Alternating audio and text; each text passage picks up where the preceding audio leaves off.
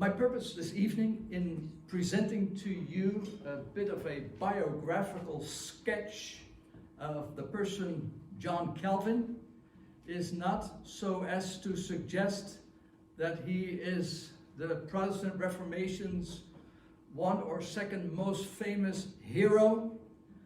In my opinion, he is very much a person to listen to, still 500 years later. I do not want to present a picture of him, and by that to suggest that this person, should be followed, on Facebook, if you will. This was not the character of John Calvin. John Calvin wanted to stay out of the limelight, not inside it.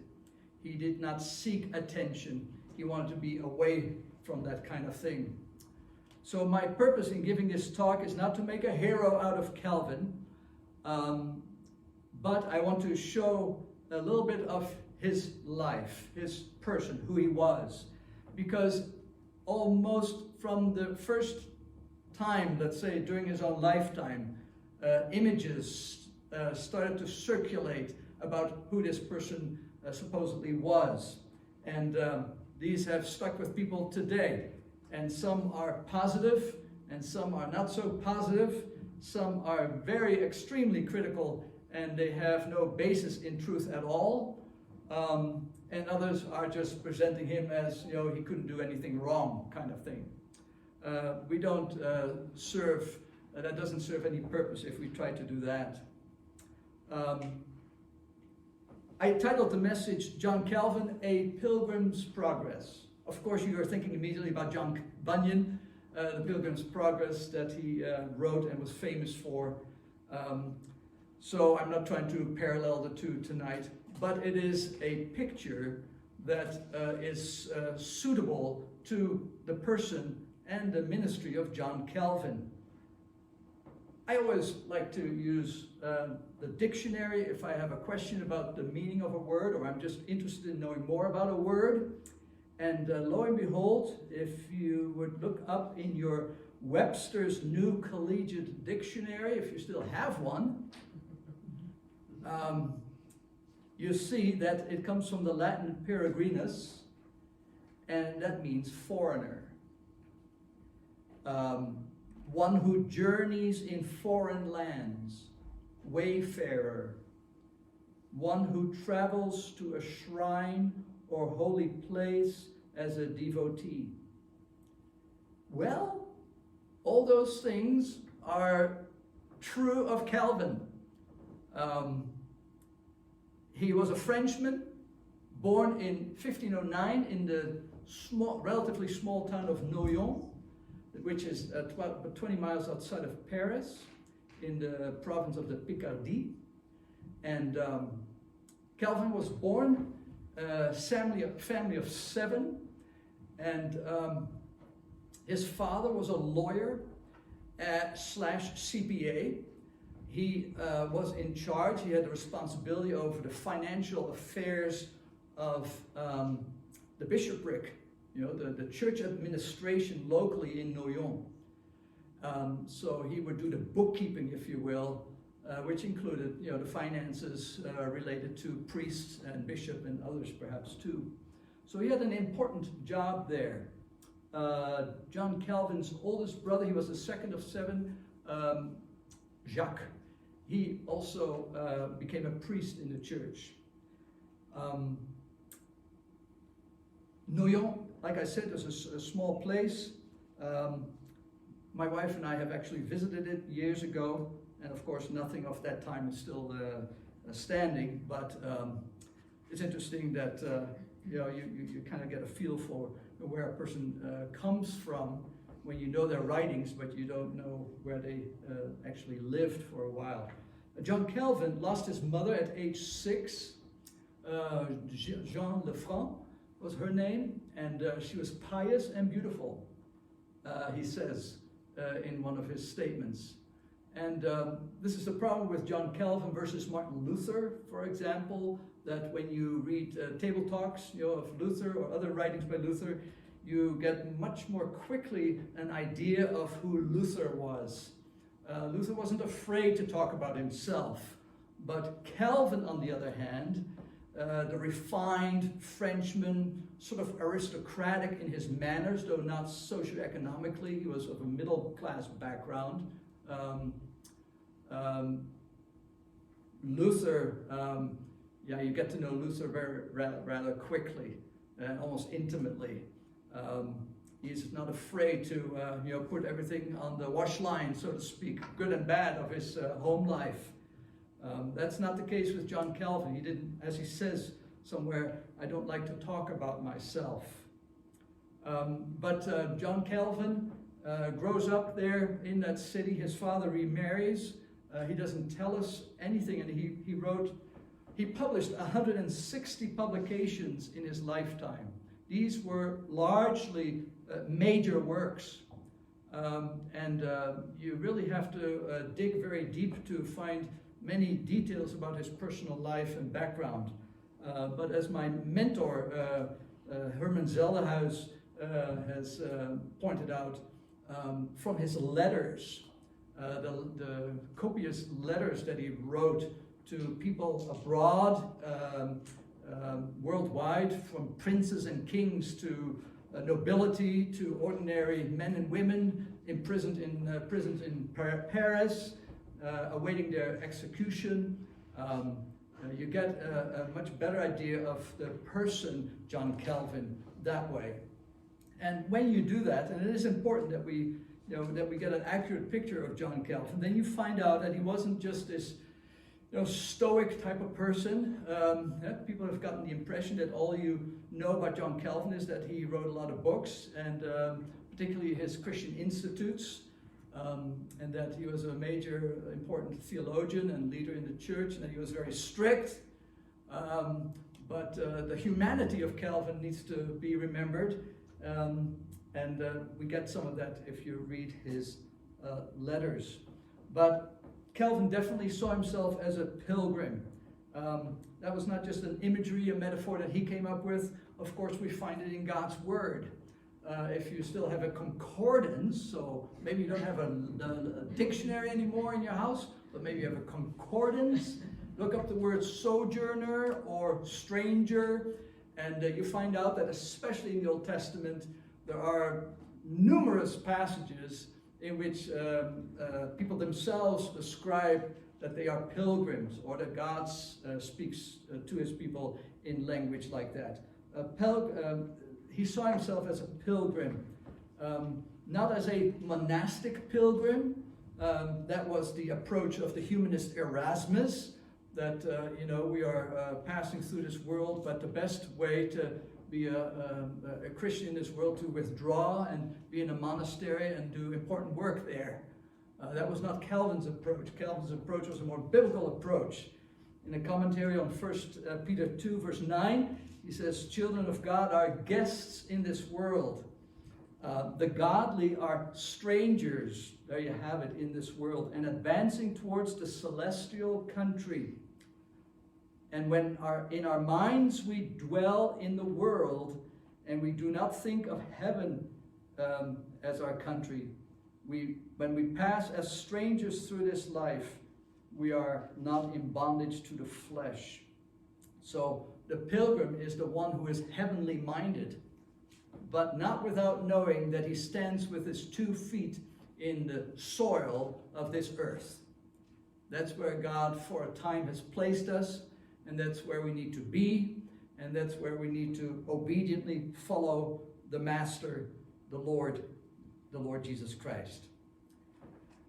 He goes to elementary school in Noyon, and then at about age 12, I suppose, he and his friends, he hung around with the Hangest. I don't know how you say that exactly in French, but I'll say the Hangest family. They were aristocratic socioeconomically. He hung around with them a lot, and that's where he also gets his ability to very naturally move around in circles higher than his own background. But he is going off to school with those kids. Initially, he lives with his uncle. He has an uncle in Paris, and he rooms with him for a while. And then we just follow his life, and he's going, from school to school, you might say. It was very normal for students in those days to not just stick to one school, but to try out others as well. And so we find John Calvin at a young age doing his studies. He is a smart kid. That's not to say that he stands out particularly, but he is very intelligent, and he is also very disciplined. They had a nickname for him in one of the schools, which, by the way, was a school that was just horrible to be at. These kids, they were boarding there, and the food was horrible, and the hygienics were awful, and both Erasmus and others have complained about how bad it was in that place, and God should just, judge it and get rid of that school. It was awful. But it was in that particular school that Calvin was doing his studies and his part, and he came to be known as the accusative case. So, some of us know that in certain languages like German, you have, and Greek, you have the nominative, genitive, dative, accusative cases.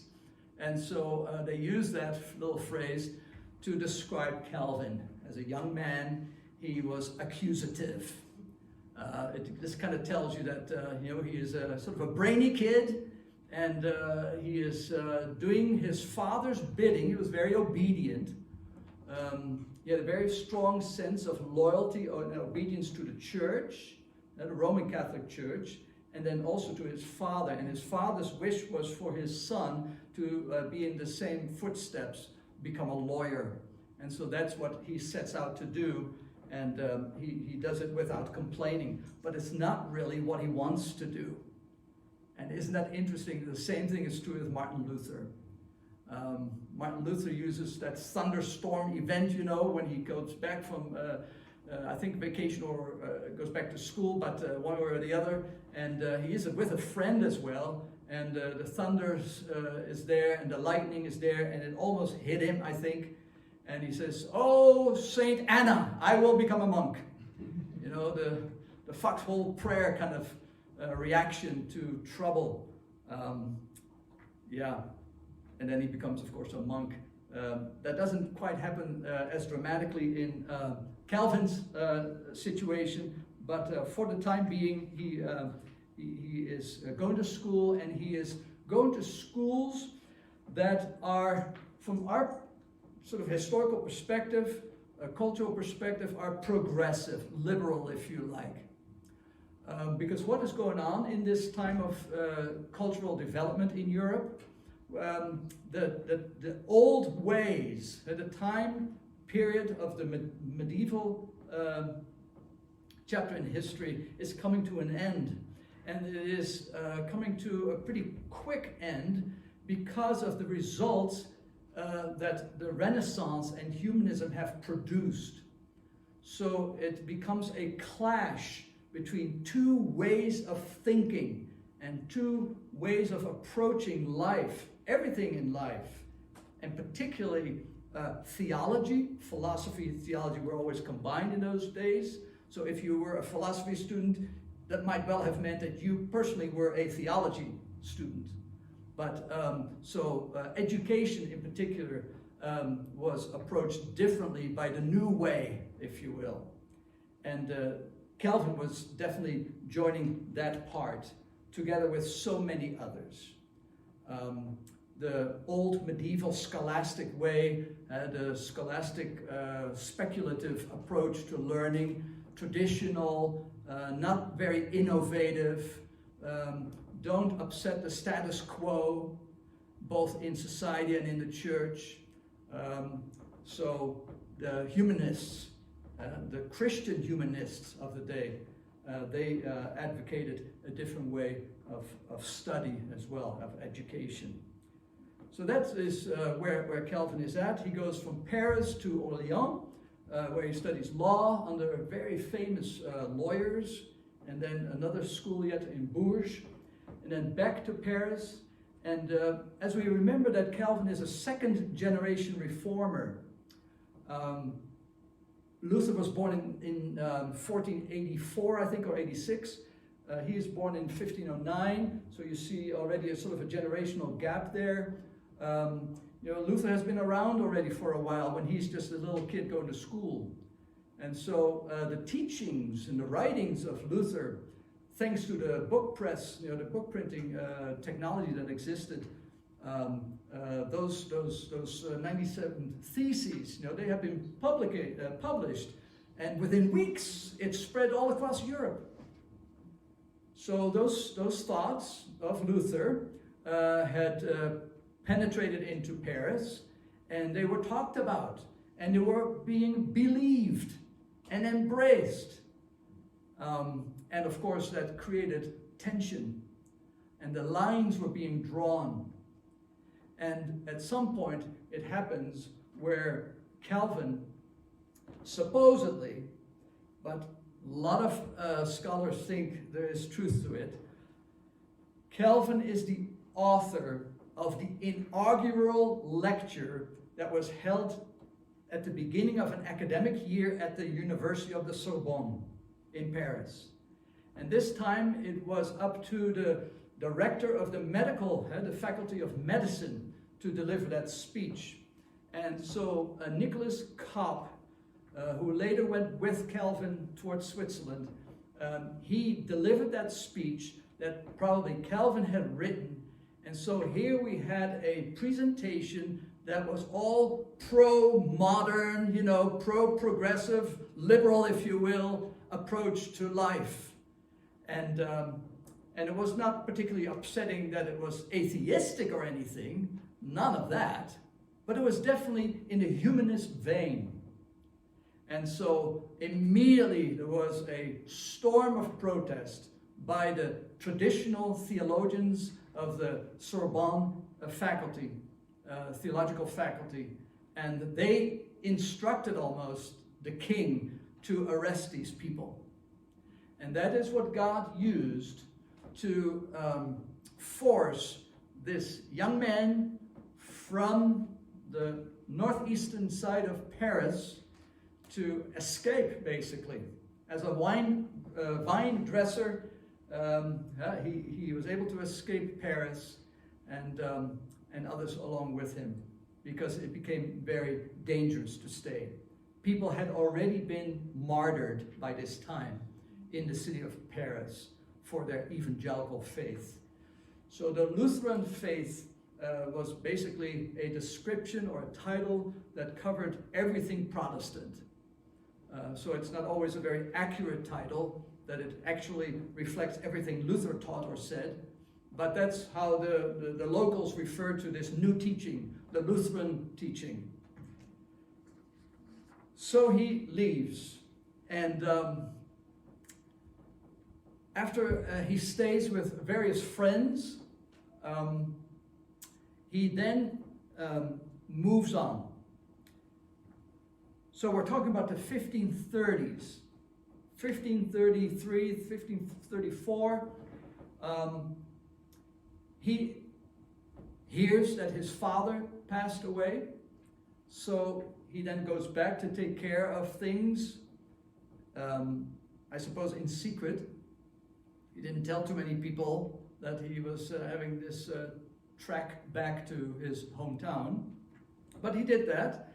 And what we know is that one of the things that his father had done for him, because of his ecclesiastical connections, it's often reminded me that it's not what you know, but who you know. Thanks to his father's connection with the church, the powers that be, the father was able to secure chaplaincy positions for his young son Calvin. So what that meant was that Calvin could go off studying in Paris while somebody else was doing the chaplaincy for him. And I am quite sure that that person didn't get paid very much. But Calvin had a scholarship that way, and it enabled him to do his studies.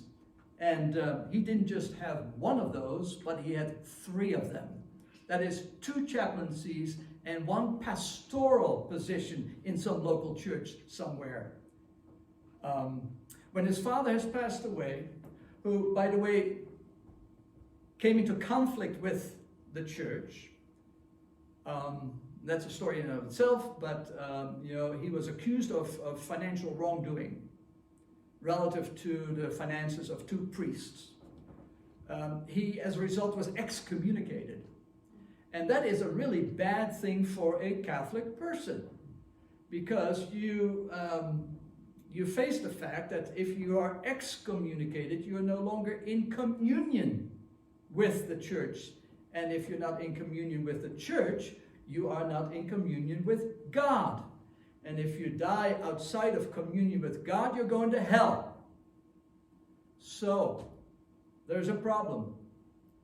And it was thanks to the older brother, who himself got excommunicated later, in 1537, but that the father was restored into, post-death, restored into the fellowship of the church, and he could be given a Christian burial.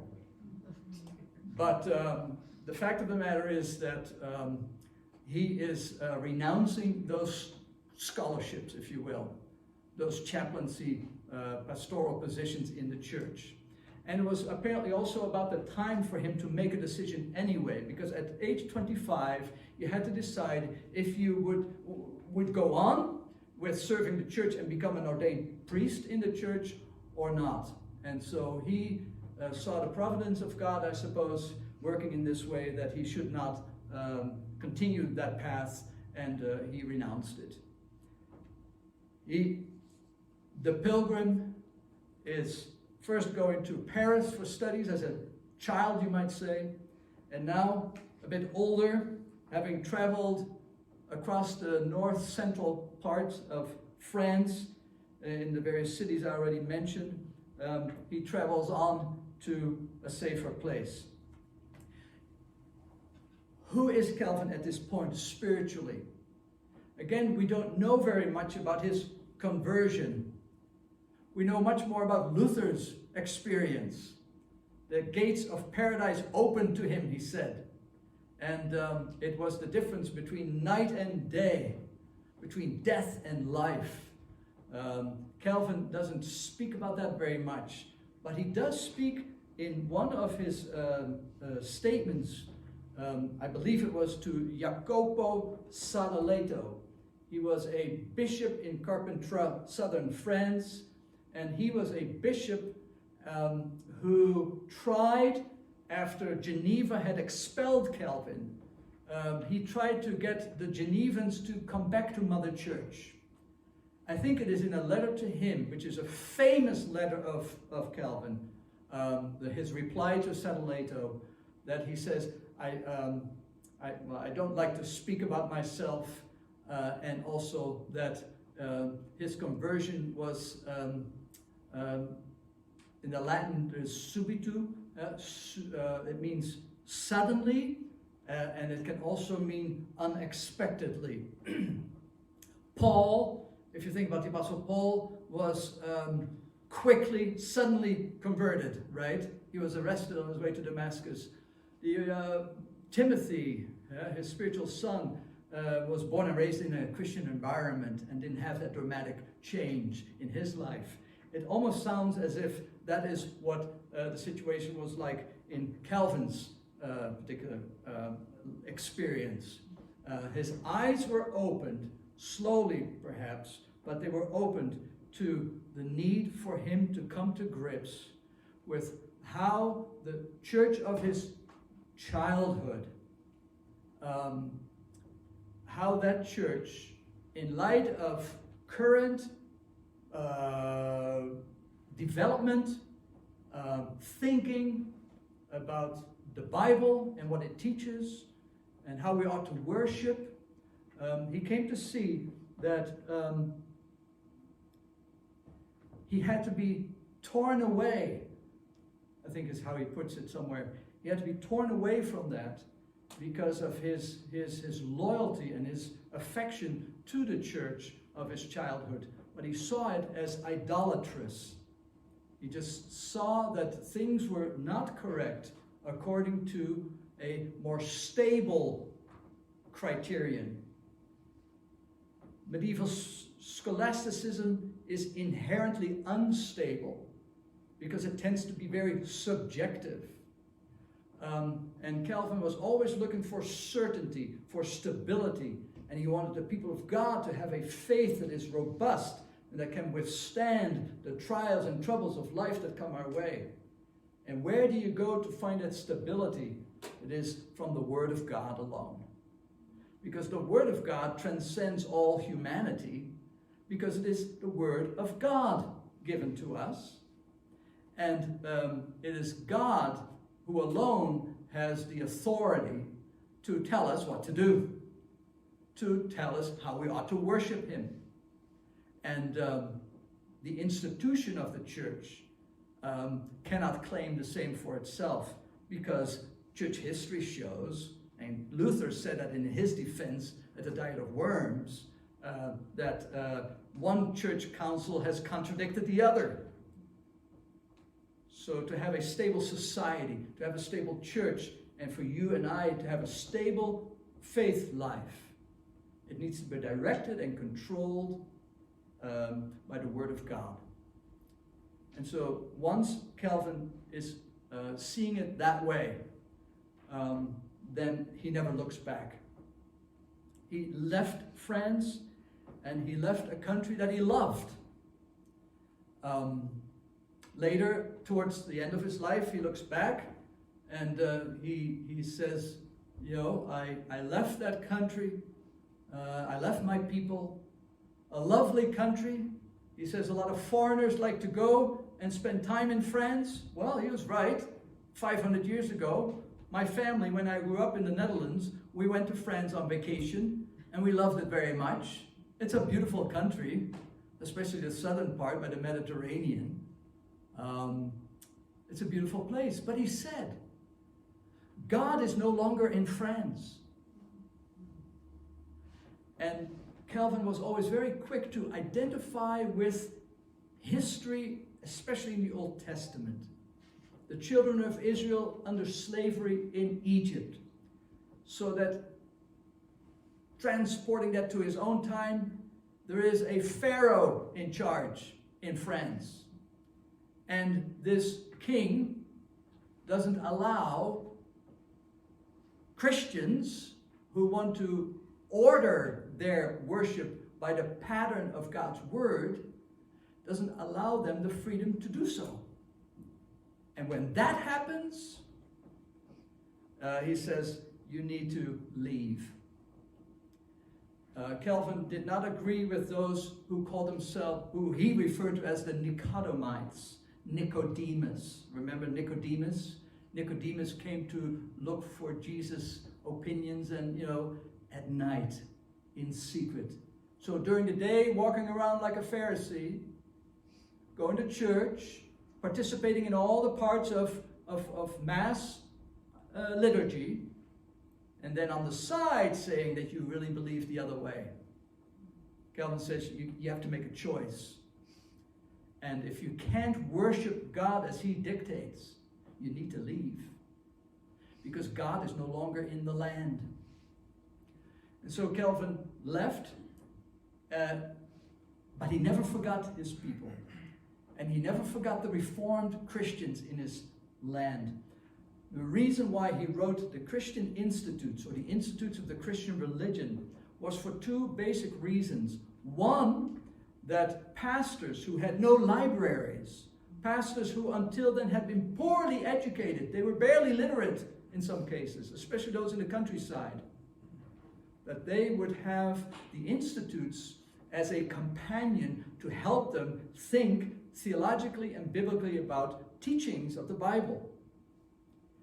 And the other reason that Calvin explains in his letter to the king is that he says, would you please remember that we Reformed Christians are not like the Anabaptists. The Anabaptists had gotten a very bad rap, and partially they deserved it. Some of the Anabaptists were very radical and revolutionary. You know, the kind of iconoclasm that you see in our culture in America right now, you know, the pulling down of cultural statues and things like that, erase history, that kind of iconoclasm today is what Christians were doing in those days. And Luther himself disagreed with it in Germany when it happened. And Calvin also did not believe that that was the way in which people should go about change in country and church. And so he says to the king, stop persecuting the Reformed Christians. They are loyal to you. They will serve you. But they want to worship God as God has dictated. Just like Moses says to Pharaoh, let my people go, God says, so that they may worship me as it would be according to my will. So that's what we see Calvin do when he leaves his home country. He never forgets the people there, the church there. I mentioned women to whom he wrote letters who were awaiting their persecution. Calvin's preoccupation with his daily duties were enormous. I cannot comprehend it. It's probably the reason why he died at age 54. Nobody got real old in those days anyway, but people were in his house all the time. He had boarders all the time because they didn't pay him very much. And he didn't want a raise when they offered it to him. And he had people from France visiting and saying, Calvin, send us more pastors. And then he wrote these letters, thousands and thousands of letters. Not on our little computers, devices that we have today. And so he was a very, very, very busy person. Like I said, 160 publications. And many of these were commentaries. His work on refining the Christian institutes so that by the 5th edition, so he started producing it, the first one in 1536 when he was about 26 years old, 27. Then he is finally happy with the end result in 1559, 5 years before his death. That book alone had grown from a really tiny little volume to what we have in English, 2 volumes that are this thick. Very busy person. But he never forgot where he came from, and he prayed for the Christians there. When he makes up his mind, having left the Catholic Church and his loyalty to it, having severed the scholarships, is almost like the umbilical cord got severed in terms of his connection, with the church. Then he goes off and he wants to be a scholar. He has already produced several works. One against soul sleep. He's still in this sort of humanist phase and has just approached it more from the humanist perspective. Then the De Clementia of one of the Greek poets during the time of Emperor Nero, where, was it Virgil? Forget the Seneca, the Clementia, where he asks Nero to show clemency to the Christians whom he persecutes in Rome. And so Erasmus has written the authoritative commentary on that book. That's Luther's peer and contemporary in Calvin's. He's going to do it better. Snotty, know-it-all Calvin. So he has produced those works. That book became a flop. He published it. He thought the universities and the faculties were going to use that book. Nobody had any interest in it. But the book that he became known for worldwide eventually were the Christian Institutes, a book for ordinary pastors to help them in their work. That's what he wants to do, though. He wants to be a scholar. He wants to retreat. He wants to be by himself. I'm not following my notes very much, but he says, I would prefer nothing more than peaceful scholarly work, if only he under whose command I stand would give me the freedom for it. That's what he has in mind. Because of military movements, army movements, he can't go straight to Strasbourg, which is on the border between France and Germany, the Alsace. Sometimes it's French, sometimes it's German. But that's where he wants to be. It is a large city, and it is known for its reform-mindedness. Johannes Sturm is there, who has been the reformer of education.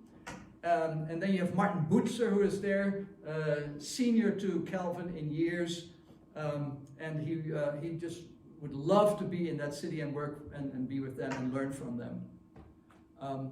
Guess where he needs to go? The detour leads him through Geneva, and some of us have heard this story. There's a man, a reformer, by the name of Guillaume Farel, and William Farel hears that Calvin, young Calvin, but the Calvin who made a name for himself because of the institutes that he had already produced at age 25, he says, that's the guy we need for the Reformation of the church in Geneva. Geneva had just also a few years before changed from being a Catholic republic to become a Protestant, or if you will, Reformed republic. Let's call it Protestant republic.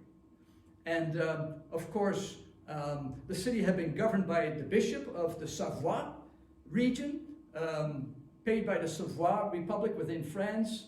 So politically they were governed and guided by outsiders, French. And that's why the Genevans always had a hatred of foreigners, particularly the French. And guess what God is doing to these Genevans? They have agreed to become Protestant. And who is going to reform their lives? Frenchmen. Calvin. That Frenchman is how they refer to him in the minutes when he had first arrived. They didn't bother to even write down his name. Calvin is told by Farel that if he does not stay in Geneva and help him with the reform of the church, God will curse you and your studies. That was enough to give some kind of shock treatment to Calvin. And with fear and trembling, okay, and he stayed. It's a little bit strange about this Calvin. We don't fully get a hold, a grasp of him, a handle on him. He was so mentally strong and disciplined. He didn't veer off this way or that way. Theologians, scholars have said that he is unique among other reformers in that his thinking at such a young age is so mature that when you follow his career and you follow the development of his institutes, it doesn't change. It just gets bigger and bigger, and certain parts of the organization of the institutes kind of get shoved around a little bit. But in the main, the young Calvin, the older Calvin, they are the same person. And so that's Calvin, but he's also the Calvin who is sort of maybe not superstitious, but when Farel spoke to him like that, it was as if God himself told him to stay. And so he was obedient to the call. And that's how he always understood his call to the ministry in Geneva. God directly called him. Nobody had to ordain him then. It's not that he had all of that in mind, but Calvin was never ordained. And I don't know if that's because things have changed from the medieval Catholic practices to Protestant practices, and that they were kind of trying to figure out things yet at that point. But Calvin said it was enough for him to know that God had called him, and that the call was to the place of 100 crosses. He referred to his life in Geneva in very bleak and negative ways. There was a basic love-hate relationship between Calvin and the leaders of the city of Geneva. These were the enfants Genève, the children of Geneva, who were old stock aristocracy, and they had been there for ages and ages, and they had established their traditions and their privileges and their freedoms, and they were not about to be told by a foreign Frenchman of all how to govern and regulate their lives. But Calvin, straight away, writes up a set of articles for the ordering of the life of the church, and from the beginning he insisted.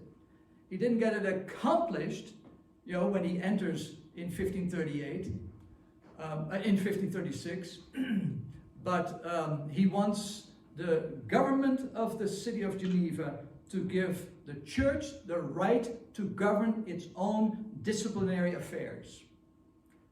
When we talk in our circles about church discipline, we don't think about that very much.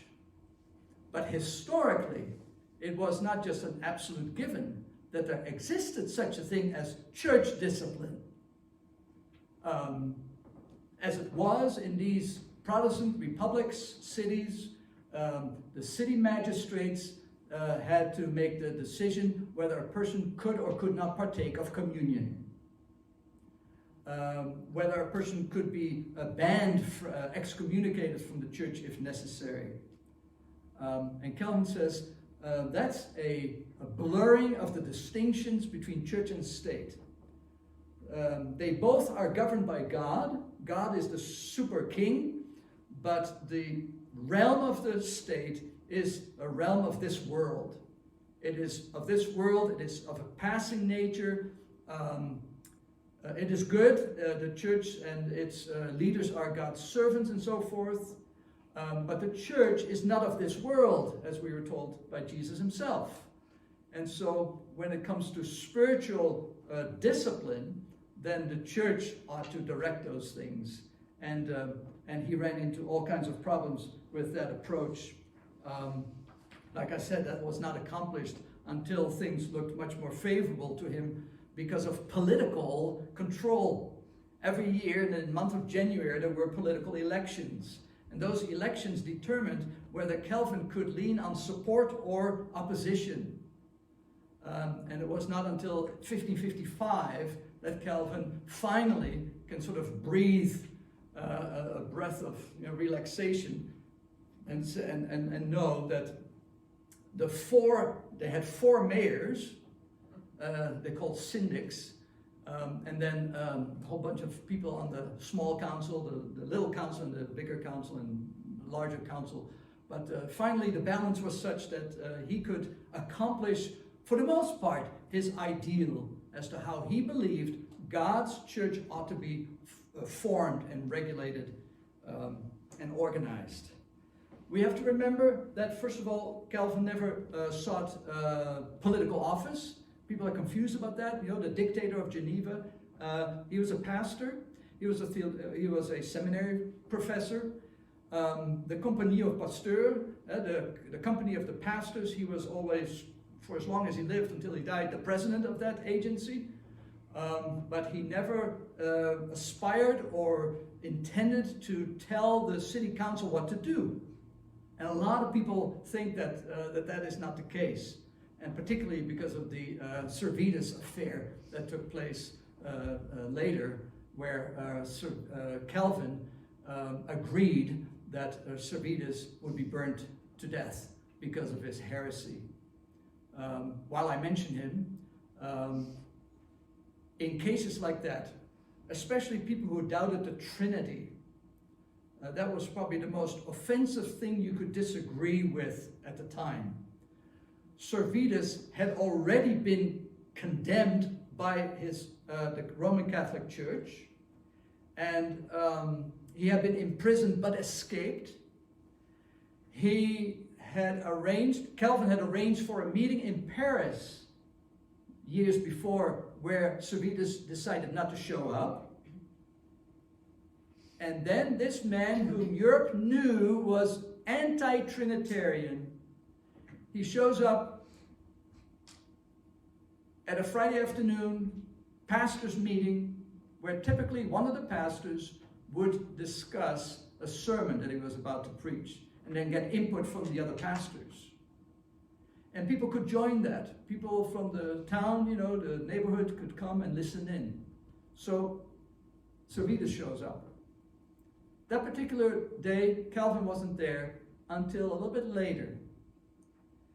And so he hears Servetus, while Servetus isn't aware of it, hears Servetus express his disagreements with Calvin, the boss, for all practical purposes. And so this man, who was a fugitive by state and church, is arrested. Calvin I don't know how hard he tried, but he did ask that he would be given a more merciful punishment, death, but by hanging. But that was not accomplished. Calvin was not a dictator. That is a false stereotype that needs to be corrected. Before Calvin arrived, the city itself had already regulated that there would be more strict rules about morality, public morality. With Calvin's presence, things got more strict, from brothels to gambling in the streets, and public dancing, and just behavior that was deemed ungodly and unedifying, and causing people to get all riled up and so forth. That was basically common agreement in any city in that part of the Protestant world. So Calvin did not fill any public office, but he was the representative of the pastors, all of them Frenchmen, and the people basically rebelled. And they rebelled especially when Calvin, on one Sunday, made it clear that he was not going to serve communion to people who were known to be under discipline. These were, again, the families that had deep roots, in the community, in the city, and they were not going to be told by this foreigner that they couldn't partake of communion. And so when Calvin announced that he, on the upcoming Easter Sunday, would not serve communion, the city met Monday morning, and they told Calvin and Farrell and a few others, that they had to pack their bags and they had to be gone in 3 days. So, do you think that bothered Calvin a lot? No. It was an awful place to be anyway.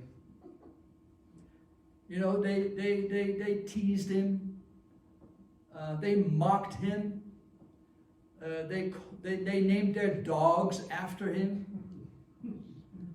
One Sunday morning, he finds a note on his pulpit that says that they're going to kill him if he doesn't change his views.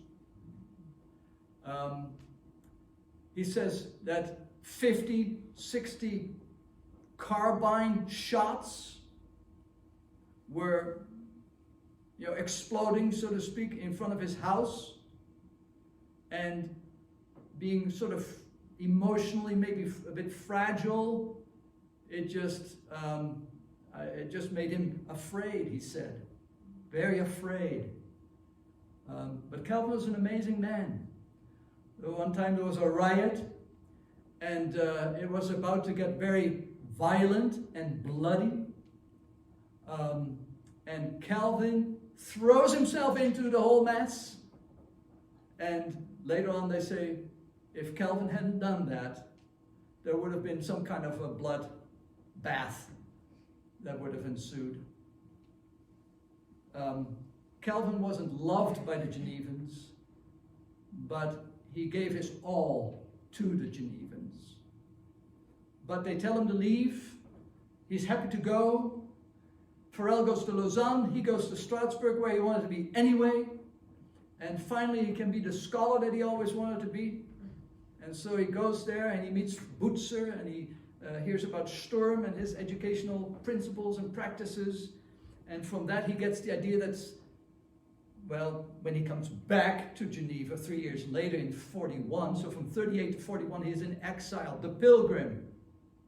The pilgrim is forced away, first from France, now from Geneva, and he lives there. But when he comes back in 59, so in 41 he returns, so 18 years later, by that time finally he has raised funds for the organization of what is today the University of Geneva.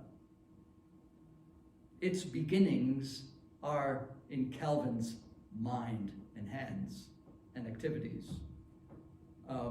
The idea for that academy he got from Sturm in Strasbourg. And so it starts with a theological faculty, and it is broadened to include law and medicine pretty soon after that. But he loves it in Strasbourg. He can finally do what he wants to do. He learns a lot from Butzer in the area of ecclesiology, Christian pastoral ministry. Butzer is the one who writes the first handbook on pastoral theology. And it is an approach to ministry that Calvin adopts, and he wants the church life of a local church to be organized in such a way that the elders take care of the people in the church, and they are guided and supervised and encouraged by the pastors, of course. And the former practice of the individual person going to the confession booth in the church and meet a priest there, well, it's kind of transformed into what came to be known as family visitation. Because family visitation was instituted by Calvin, having watched what Butzer did in his church in Strasbourg, and Calvin used it as an opportunity to make sure that he could feel the pulse of people spiritually.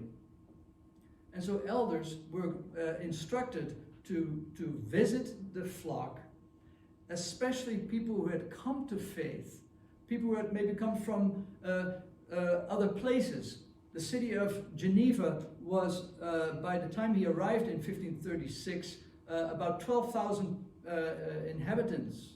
It doubled in size, because much like Europe has experienced in recent years, then people were on the move too. And a lot of them came from, once again, from France. And these were refugees. They had no safe place in their own homeland. And many of them ended up in Geneva. But what a logistical, difficult situation that was for these people that ran the city to manage. But having people come in, they couldn't just be allowed to partake of the communion, of the supper. That had to be regulated according to Calvin. And so these people had to be visited with. Well, that is a practice that is still current today. If you go to a Reformed church in New Zealand, or in Canada, or here in the United States, or in Holland, elders visit the people in the church so that we have an understanding that God's people are following Christ, and that if there's any needs, that we can help them, support them, encourage them, so that their faith is focused and steady and is serviceable to society. That we who are being trained in the school of the Holy Spirit, as he put it, in the church, we are being prepared to go out into the world and to represent God there in our particular spheres or vocations that God has entrusted to us to take care of. But things get really bad in Geneva, and Sadoleto, whom I mentioned, is writing a letter to the magistrates there and say, come back to Mother Church, the Roman Catholic Church. And then they realize how they miss Calvin, that Frenchman. And so he writes this reply. And it is, what they say, masterfully written. They say the French language today wouldn't be what it is today apart from Calvin. That's the kind of influence he had by his mere writing. He always, of course, wrote like everybody else in Latin first, and then he took the time to translate his Latin works into his mother language, mother tongue, French. And that kind of beautiful, whatever French that it was, formed and shaped the French language into what it is today. And the same is true of his skills in writing in Latin. These people were really amazing people, But they ask him, they beg him, please come back. Farel, again, is the one who is taking the initiative there. And in a letter back to Farel, he says, you must be kidding. That place of 100 crosses, will I put myself again voluntarily on that rack? That torture rack? And he goes, because God had never revoked his call to the ministry in Geneva. He doesn't go back because he's afraid of Farel.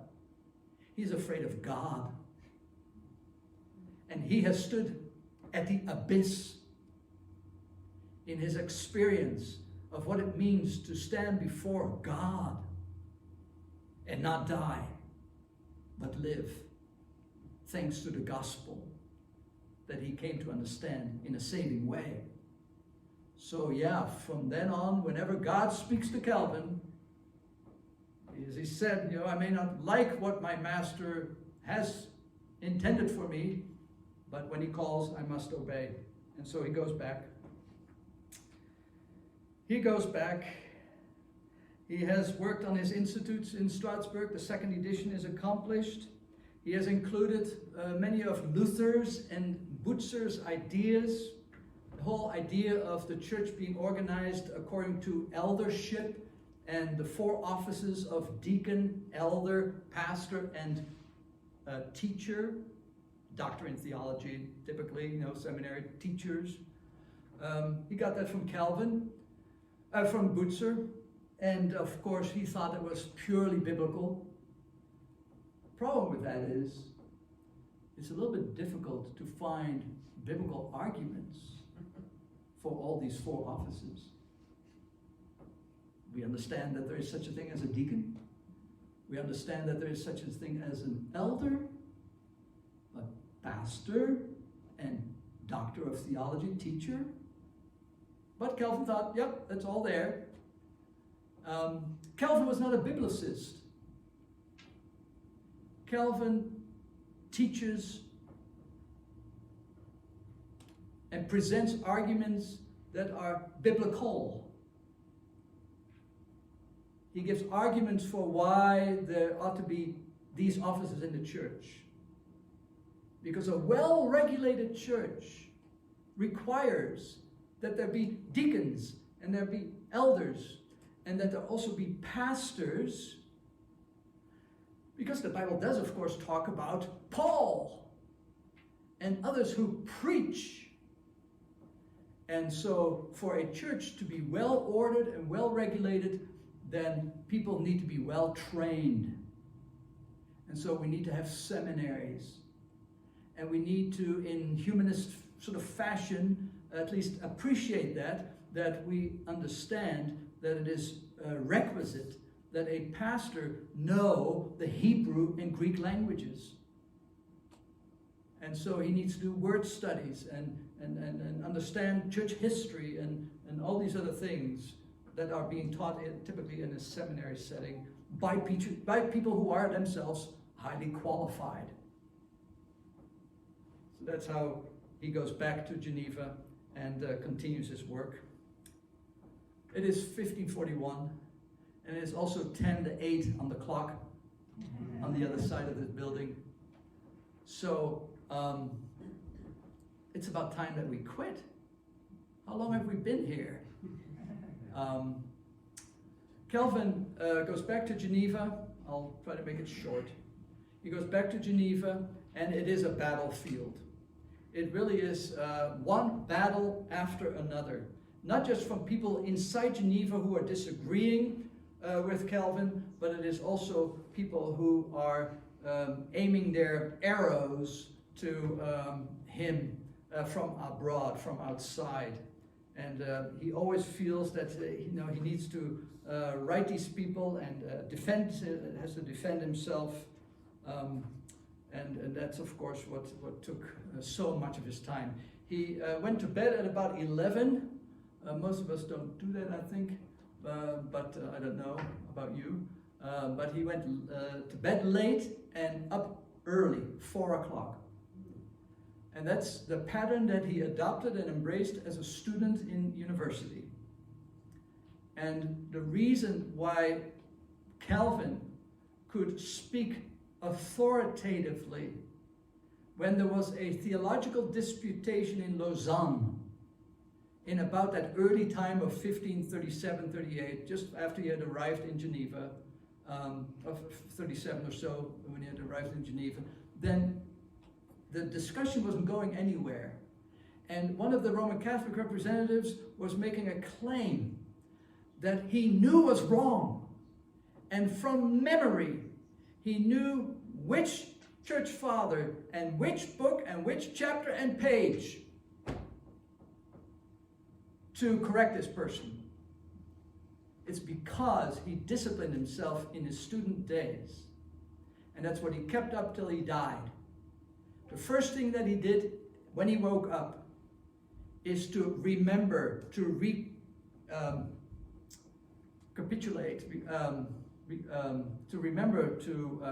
practice the readings that he had done the night before. And then he would continue with his work with writing people and writing books and so forth. But he was struggling with people, with the city council, but finally in 55 things got a lot better, and he could breathe a little easier. He died in 64, age 54 or so, 55, almost 55. Calvin invites the church fathers, the city council members, to his sick bed, his deathbed, and he asks them for their forgiveness. That doesn't sound like Calvin, usually. But Calvin was not a Stoic. He writes very tenderly and gently to the women in prison, to a man who has lost his wife. He himself lost his one son after 22 days of life in this world. He lost his wife, whom he had married in Strasbourg, after 8 years of marriage. He knew life, he knew sorrow, he knew difficulty, and he was able to also admit that, maybe not as often and quickly as he should have. But at that point, when he's about to die, he has them come in. He apologizes to them for his impetuosity, his impatience, and begs their forgiveness. And then he tells the pastors who are coming, and there's a picture in that book that I have there, they're all sort of grieving, that their beloved pastor father is going to be taken away, as if it was sort of an, Elijah experience, but they loved him. They couldn't always follow him, but they were a united front with Calvin vis-a-vis the church magistrates, and they were just sad to see him go. But he told them to forgive me for my imperfections, but don't change anything. So, John Calvin, his Genevan Psalter hymnal went through 19 editions. we're not all that thrilled about Genevan psalms anymore, but let me tell you, it was a thrill then. People who visited Geneva, among whom was John Knox. I have that quote right here. But anyway, he and others heard God's people sing in church. Until then, it had been done by choirs. Here it is. It had been done by choirs, and of course in Latin, and most of it was sort of mumbled. John Calvin said, we're going to use the youth in the church. We're going to have youth choirs. And the youth choir was intended to teach the people the psalms in musical setting so that God's people could speak and worship with the very words of the Lord that we find in the Psalms. And so at the end of his life, he has accomplished a lot. The church is rather well ordered, and the city is much more moral. Women are much safer. Children go to school. The poor are cared for. No beggars. It's against God's glory. We need to take care of them. I don't hear that subject being discussed by either candidate. John Knox says, Geneva, his time in Geneva, the most perfect school of Christ that was ever on earth since the days of the apostles. Was that an exaggeration? I don't know. But Calvin produced the Catechism. It was, of course, overtaken by the Heidelberg Catechism a few years later. He wrote almost on all 66 books of the Bible. He accomplished a church order and church discipline for the church to take care of its own affairs. Family visitation in preparation for the Lord's Supper. Started a university. Prepared pastors to be sent back to France with their diplomas that they referred to as their death certificates. He expanded the institutes. He tried to unite theologians of Lutheran and Zwinglian Swiss persuasions. And he did his best, but at some point he said, it's a waste of my time. And then he stopped traveling to all these places. Also because he was a very sick man. Kidney stones, hemorrhoids, all these 24-hour or 48-hour infectious diseases. What do you call that when you have a temperature? When you have a fever, the 24-hour fevers, headaches, migraines, name it. He had it. It's amazing that he accomplished as much as he did. John Calvin, pilgrim. Pilgrim like you and me.